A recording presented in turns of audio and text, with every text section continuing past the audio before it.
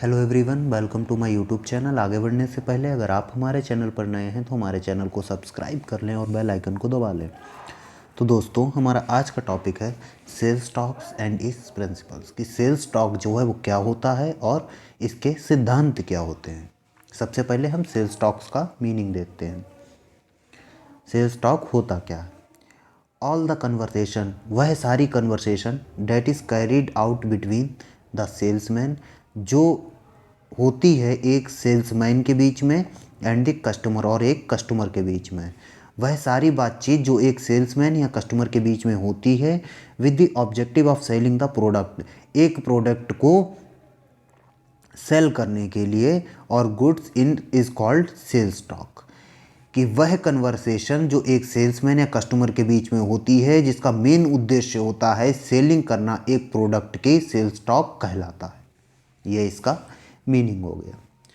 अब हम देखेंगे principles of effective sales talk, कि एक अच्छी सेल्स स्टॉक के क्या सिद्धांत होते हैं, किन सिद्धांतों पे एक अच्छी सेल्स स्टॉक जो है वो टिकी होती है। सबसे पहले आता है मोडेस्ट स्टार्ट। मोडेस्ट यानी कि विनम्र, एक विनम्र शुरुआत।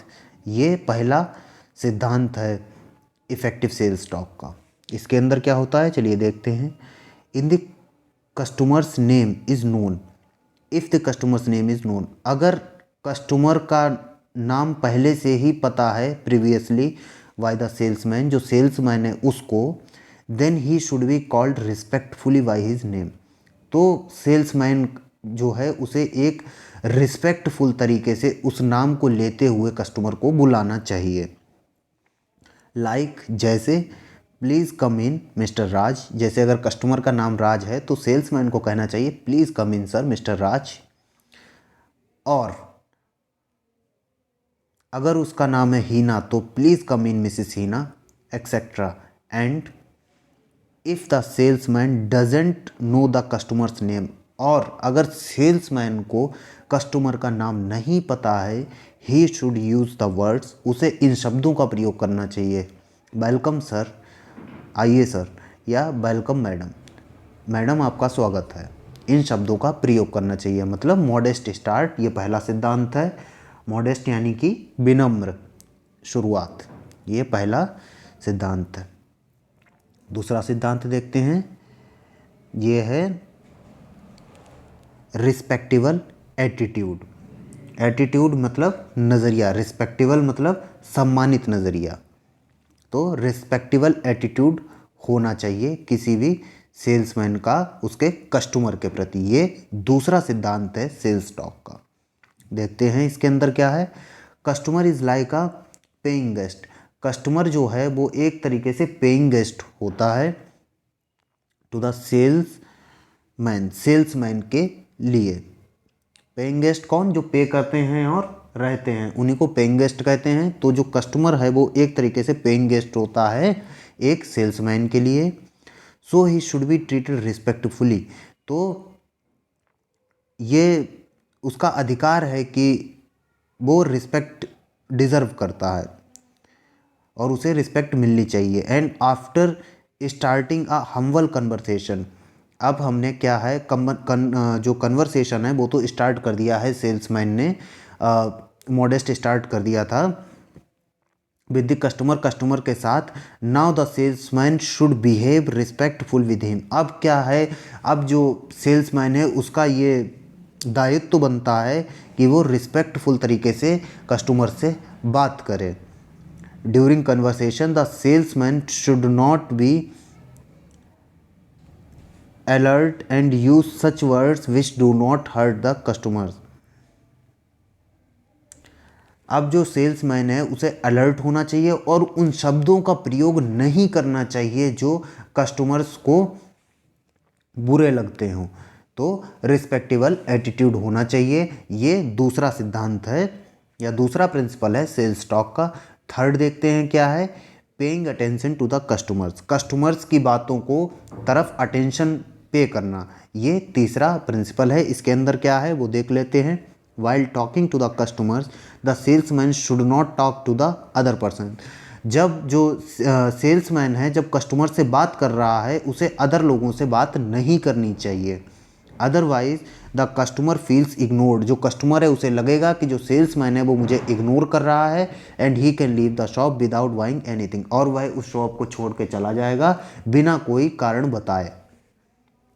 तो ये थर्ड सिद्धांत है या प्रिंसिपल है। फोर्थ देखते हैं, listening to the customers, customers की बात को ध्यान से सुनना। The salesman should also listen attentively to the customers, जो सेल्समैन है उसे बहुत ही चौकन्ने तरीके से कस्टमर्स की बात को सुनना चाहिए।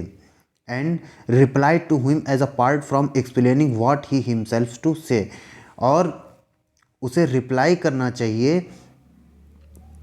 कि मतलब कि उसे बताना चाहिए कि कस्टमर्स जो है वो क्या कहना चाहता है, उसकी बात को सुनकर अपनी बात कहते रहना नहीं चाहिए उसे कि हम जो कह रहे हैं वही सही है। उसकी बात को सुनो और उसकी बात का जवाब दो, अपनी बात को थोड़ी देर के लिए रोक दो। ये फोर्थ प्रिंसिपल है।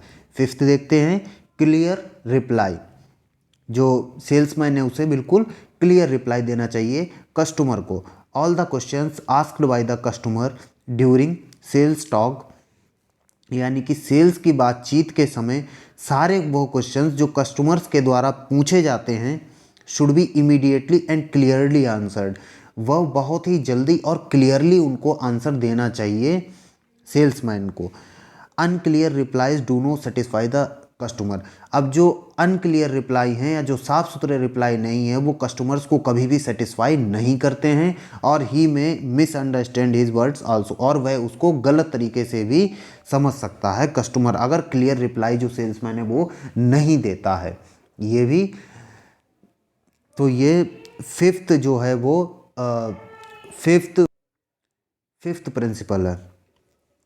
सिक्स्थ प्रिंसिपल क्या है, नो अननेसेसरी डिस्कशन, जो सेल्समैन है उसे भी कोई बेकार डिस्कशन नहीं करना चाहिए कस्टमर्स के साथ में। The main objective of sales talk is to sell the product, जो सेल्स टॉक है उसका मेन उद्देश्य है सेल को, जो प्रोडक्ट है उसे सेल करना।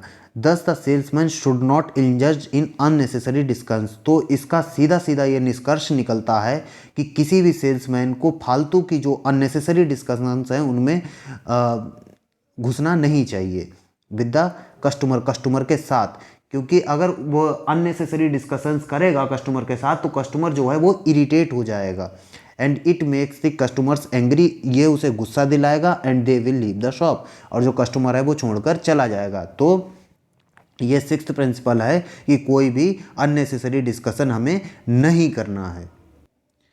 अब सेवेंथ प्रिंसिपल देखेंगे। सेवेंथ प्रिंसिपल है डेमोस्ट्रेशन। डेमोस्ट्रेशन का मतलब होता है प्रदर्शन। अब क्या है, अब हम कस्टमर्स के सामने प्रदर्शन कैसे करें उसे देखते हैं। When the salesman has come to know that the customer wants a given type of commodity, जब सेल्समैन को ये पता चल जाए कि जो कस्टमर है उसे एक गिवन टाइप, मतलब उसे कौन से तरीके की कमोडिटी चाहिए, it should be immediately demonstrated और शोड टू द कस्टमर, ये उसे, तो जब कस्टमर जो सेल्समैन है उसे पता चल जाए कि कस्टमर को किस तरीके की कमोडिटी चाहिए तो वो उसे तुरंत प्रदर्शित करे कस्टमर के सामने। And qualities of the product should be told along with the demonstration, उसे प्रदर्शन तो करना चाहिए उस प्रोडक्ट का, और उसके साथ साथ उसे उसकी क्वालिटीज़ को भी बताना पड़ेगा या बताना चाहिए प्रदर्शन के साथ साथ। ये इसका सेल्स टॉक का सेवेंथ प्रिंसिपल है। एट्थ प्रिंसिपल क्या है वो देखते हैं। Assessing the customers reaction. Assessing का मतलब होता है आकलन करना, कस्टमर के रिएक्शन को देख के समझना। इसके अंदर क्या है, salesman should closely assess the reaction of the customer. अब जो सेल्समैन है उसे कस्टमर्स का जो रिएक्शन है उसका आकलन बहुत अच्छे से करना चाहिए, बहुत नज़दीकी से करना चाहिए।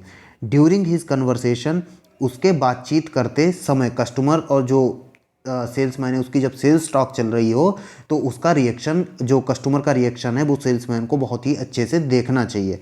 And according to that the talk should be continued, और उस रिएक्शन को देखने के बाद ही जो टॉक है उसे कंटिन्यू करना चाहिए और उसके हिसाब से चलाना चाहिए। इफ़ द सेल्समैन फील्स, अगर सेल्समैन को ये फील होता है that the customer is not interested, customer जो है वो इंटरेस्ट नहीं ले रहा है उसकी उस बात में, he should immediately change the direction of the conversation, उसे तुरंत ही कन्वर्सेशन की जो डायरेक्शन है उसे परिवर्तित कर देना चाहिए, नहीं तो वहाँ पे सेल जो है वो टेक प्लेस नहीं कर पाएगी। ये इसका 8th प्रिंसिपल है। 9th देखते हैं, गिविंग सजेशंस। जो सेल्समैन है उसे कस्टमर्स को सजेशंस भी देने चाहिए सेल्स टॉक के अंदर, ये इसका 9th प्रिंसिपल है। इस प्रिंसिपल के अंदर क्या है वो भी देख लेते हैं। गिविंग सजेशंस मीन्स, सजेशंस देने का मतलब है द मैनर, उस तरीके को दर्शाता है in which he is able to influence the customer, उस तरीके को दर्शाता है जिसमें वह कस्टमर्स को इन्फ्लुएंस कर देता है बाय हिज इंटेलिजेंस, अपनी बुद्धित्मक जो उसकी बुद्धिमानी है, अपने उस बुद्धिमानी के बलबूते पर कस्टमर को इन्फ्लुएंस करता है, and impressive personality so that, और उसे इम्प्रेस कर लेता है so that the customers mind is divide of any thoughts, जो बेकार विचार हैं उस प्रोडक्ट को ना खरीदने के वो कस्टमर्स के दिमाग से निकाल देता है, that hinder his decision of buying the commodity, जो उसे कमोडिटी को परचेज करने में जो दिक्कत डाल रहे हैं उनको दूर कर देता है अपने सजेशंस को देकर। ये इसका 9th प्रिंसिपल है सेल्स टॉक का। और 10th और फाइनल जो प्रिंसिपल है सेल्स टॉक का वो है फेयरवेल। इसमें क्या होता है, sales talk ends with the customers leaves, जो सेल्स टॉक है वो ख़त्म हो जाती है जब कस्टमर जो है वो दुकान छोड़कर चला जाता है। The goods should be nicely packed, जो गुड्स हैं वो बहुत ही अच्छे से पैक होने चाहिए, and given to the customer, और कस्टमर्स को दे देने चाहिए। And while receiving money from the him, जब हम उससे पैसा रिसीव करें, ही शुड बी थैंक्ड, उस कस्टमर्स को थैंक करना चाहिए हमें, एंड प्रेस्ट सेइंग, और कहना चाहिए, प्रे करना चाहिए, I hope you will give another chance to us to serve you, आप हमें दोबारा मौका देंगे ताकि हम आपकी सेवा कर सकें और ऐसे प्रोडक्ट प्रोवाइड करवाएं फेयरवेल में, उसे फेयरवेल में ये कहेंगे। ये इसका सेल्स टॉक का 10th प्रिंसिपल है। तो ये थे, तो हमारा ये टॉपिक था sales talk and its principles. I hope आपको ये टॉपिक क्लियर हो गया होगा। तो अगर आपको हमारी वीडियो अच्छी लगी है तो हमारे चैनल को लाइक करें, शेयर करें और सब्सक्राइब जरूर करें। धन्यवाद।